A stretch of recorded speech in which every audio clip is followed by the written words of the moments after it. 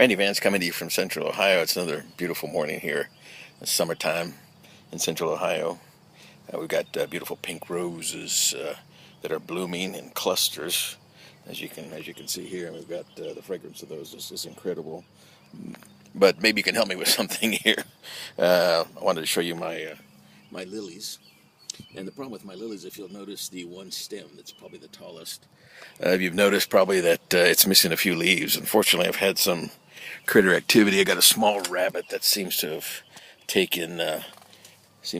enjoyed eating the leaves off of my lily. So I went online and Googled it and found out that if you put pepper around the flowers, it seems to keep them away. There really wasn't any good way to take care of the rabbits and keep them from eating the flowers. But and if you've got any good ideas, you can email me at vance.randy@gmail.com.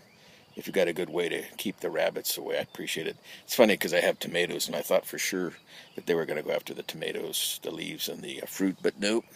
They love those lilies, those beautiful Asiatic lilies. Anyway, just real quick, wanted to let you know I'd seen something the other day that I thought was kind of interesting. Gallup did a poll and found out that most workers hate their jobs. Wow, big news there.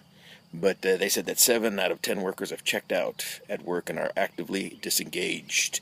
In an ongoing survey of the American workplace, Gallup found that only 30% of workers were engaged, involved in, enthusiastic about, and committed to their workplace.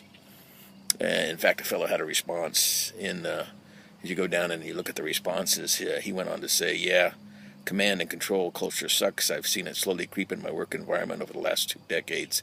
People who do the work aren't allowed to think for themselves anymore and suggest different solutions to workflow problems, and all decisions come from the top. So I just want to talk a little bit about today about some of the issues that you can encounter when you're in the workplace.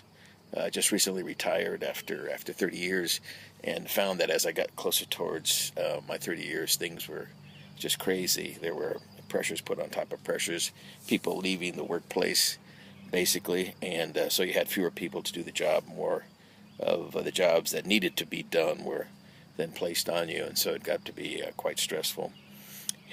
And for some, that's one issue. For others, they're just not challenged as to what they're doing, and you've probably been in that position where you weren't challenged or didn't feel like you were.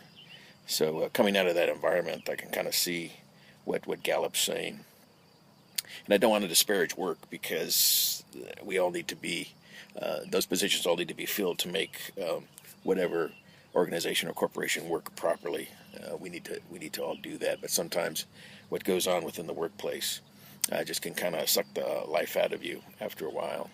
So one of the things that I found as I've entered semi-retirement, I call it, where I've got a few days to myself, was that number one, there's a transition that you make from retirement into semi-retirement. I know people always kid about all the things they're going to do when they have retirement. I'm going to do this, I'm going to go golfing, boating, I'm going to have all this time to do things. But it's funny how you find work, but it's in a different vein.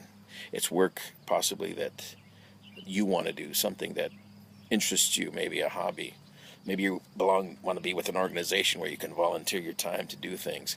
All those things play into what you're doing as you go in and design a life after you leave work. And really, when you think about it, when you do leave work, you're kind of designing your life, because you're getting that opportunity to do what's important to you.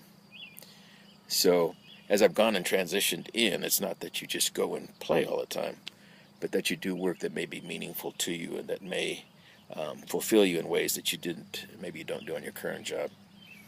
And part of what I've done and got involved in, again, internet marketing, is just to design more of a life, to provide an income that allow me to schedule my hours the way I want them to.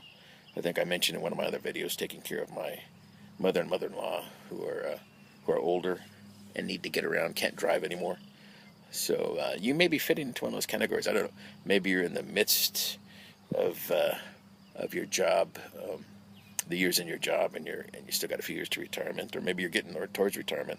Whatever, the internet business allows you the opportunity to free up time and do that, to be able to maybe design a life, to do something that you'd like to do. And we've got people in our business that are designing and developing a life away from work.